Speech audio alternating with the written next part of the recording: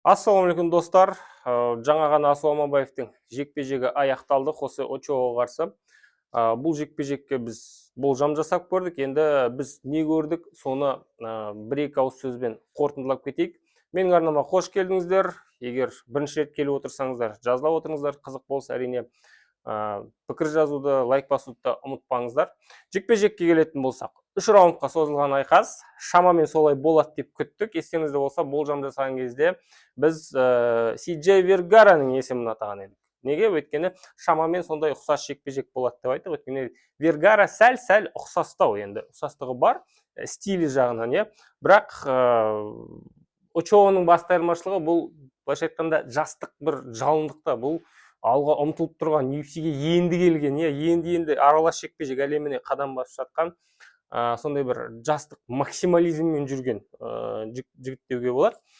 Сосын ММА-де әлі былайша айтқанда тозбаған спортшы ретінде, әлі толықтай өзінің шыңына да жетпеген.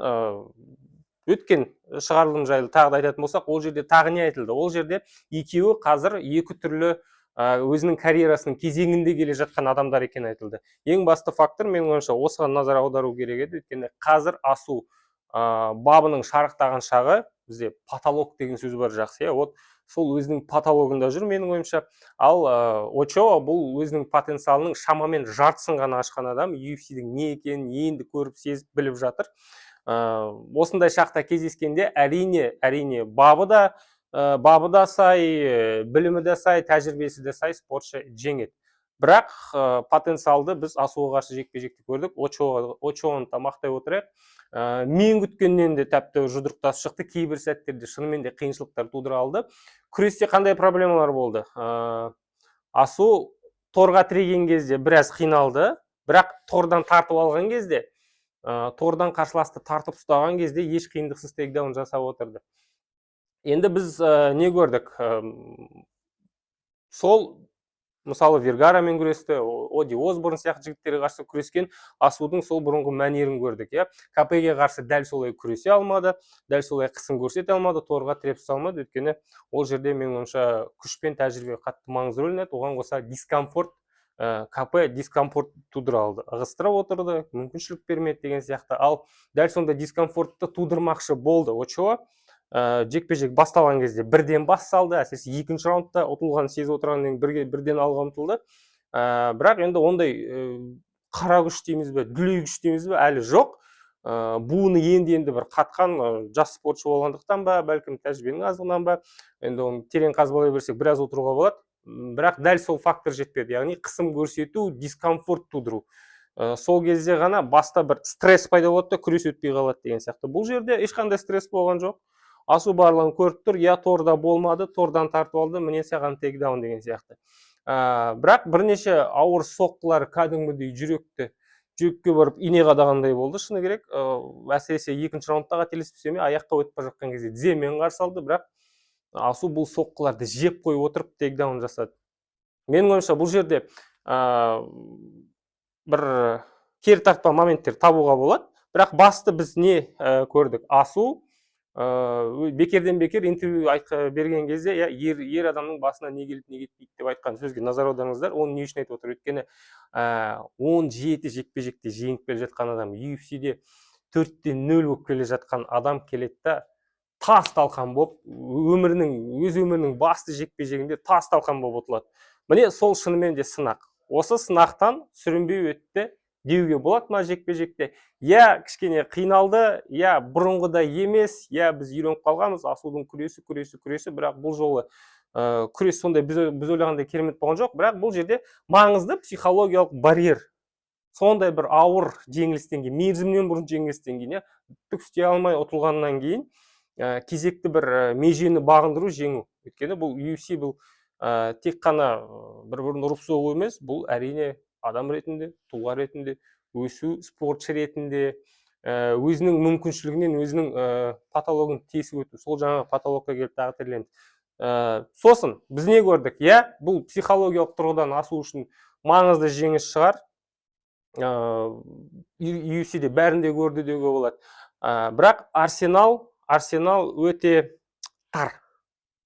күрес сол баяғы, партерде қысым көрсету сол баяғы. Біз өкінішке қарай әзірше жаңа ештеңе көрген жоқпыз. Асу бір супер боксшы болады дегенге мен сенбеймін. Асу супер бір кикер болады, аяқпен сымды ұрады дегенге мен сене қоймаймын. Асудың негізі былай қарасаң менталы бұл күреске жақын, өмір бойы күреске салған барлық жекпе-жектерінде, яғни бүйрегі күреске бұрып тұрады деген сөз. Ал сол күресте өкінішке қарай біз прогресс көрген жоқпыз.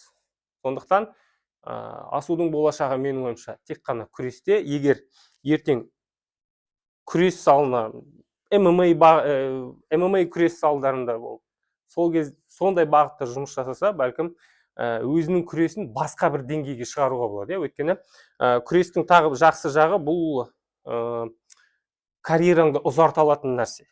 Кішкене ұзарақ.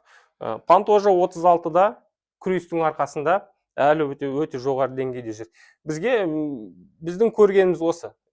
Сол баяғы күресті көрдік, өткен жеңілісті жапты, бірақ ары қарай сол прогрестің жетіспеушілігі. Ендігі келесі қадам бұл дәл осы прогресспен айналысу менің ойымша. Өйткені асу қазір өзінің шынымен де шыңына жетті, енді тек қана өз-өзімен жұмыс жасау. Бұл енді әрине бұл менің кеңесім емес, ол асу міндетті түрде сол істеу керек деген сөз емес. Бұл жеке менің пікірім. Менің мысалы жекпе-жектерден көріп отырғаным, сіздер де бұл жекпе-жектен не көрдіңіздер, соны жаза отырыңыздар. Сосын Джошуа Ванға ұсыныс айтты, жүріп кеттік, жекпе-жек жасайық деген сияқты. Бірақ енді Джошуа Ванның шыны керек асуда шаруасы жоқ. Асуда шаруасы жоқ, өйткені ол бірінші номер, ол титулға таласады. Сосын мынадай ой келеді, бірден өте қиын жекпе-жек болды. Очоаны біз оңай жеңеді деп күттік. Бұдан оңай жеңеді, оңай болады. Соншалықты оңай болады емес, бірақ оңай жеңеді деп күттік. Енді елестетіп көрейік, мына жерде Рамазанбек Теміров болса қалай болар деген сияқты. Менің ойымша Рамазанбек Теміровтің күресі Очоадан кем емес, шамамен бір деңгейде деуге болады. Ал соққыға келетін болсақ, міне гәп қайда тұр.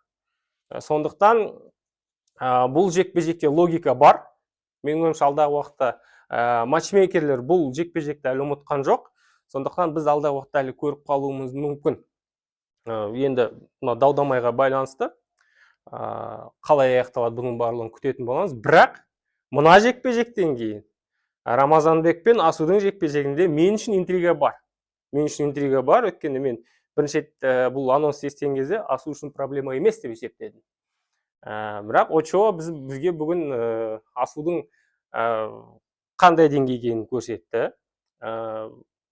Ең алғашқы жеңілісті қалай қорытқанын көрсетті. Сондықтан Рамазанбек Теміров пен Асу Аманбаев жекпе-жегінде менің ойымша логика бар. Екінші мәрте жасап көруге болады, және ол жерде шынымен де Асу бұрынғыдай фаворит болмайды. Сіздер өз ойларыңызды жаза отырыңыздар. Қорытынды осы, жекпе-жек 2-3 минут бұрын ғана аяқталды. Мен бірден осы жерде өз ойымды жазып тастадым. Ізін суытпай, былайша айтқанда, жекпе-жек енді аяқталды. Эмоция суымай тұрған кезде бәлкім сәл ерте шығар, бәлкім сәл қорыту керек шығар, бірақ бұл ең алғашқы эмоциялар. Міне жекпе-жек бітті. Міне бірден менің іштегі ойым, бірден ойға түйген жекпе-жек аяқталған. Бәлкім бір жұмадан кейін барлығын асықпай саралап келіп, басқа қорытындыға келетін шығармыз.